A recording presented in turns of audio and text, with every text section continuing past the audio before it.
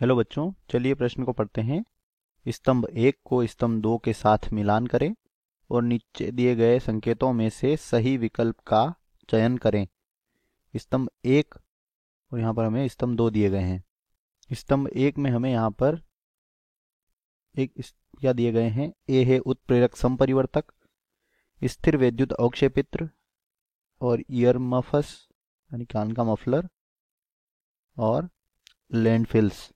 और स्तंभ 2 में इंडस्ट्रीज और पावर प्लांट में उपयोग, स्वचालित वाहनों में, तीसरा है उच्च ध्वनि स्तर और चौथा है ठोस अपशिष्ट। तो चलिए बच्चों बात करते हैं इस प्रश्न की मुख्य अवधारणा। तो बच्चों जो उत्प्रेरक समपरिवर्तक होते हैं इनका प्रयोग यहाँ स्वचालित वाहनों में किया जाता है।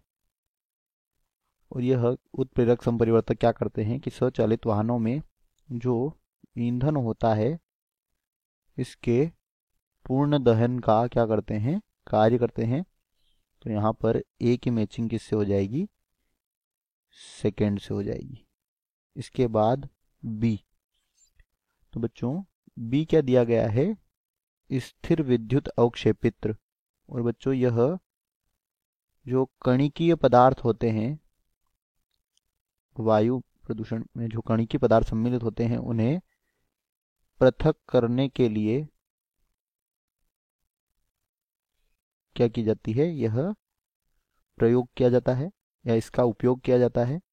तो यहाँ पर बी की मैचिंग किससे हो जाएगी, यह हो जाएगी इंडस्ट्रीज और पावर प्लांट में इसका उपयोग किया जाता है।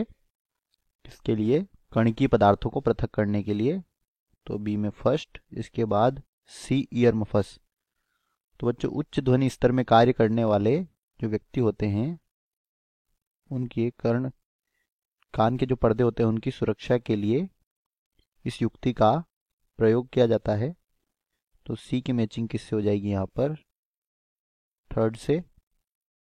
और डी क्या है, लैंडफिल्स, जिसमें ठोस अपशिष्ट को क्या किया जाता है, डाला जाता है।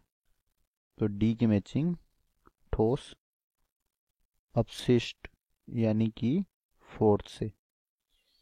तो ए में क्या होगा, यहाँ पर विकल्पों को देख लेते हैं। सेकंड जो कि कौन से में दिया गया है, बी विकल्प में दिया गया है।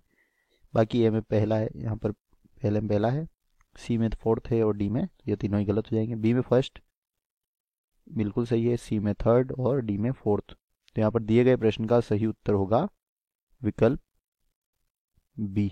आशा करते हैं आपको समझ आया होगा। धन्यवाद।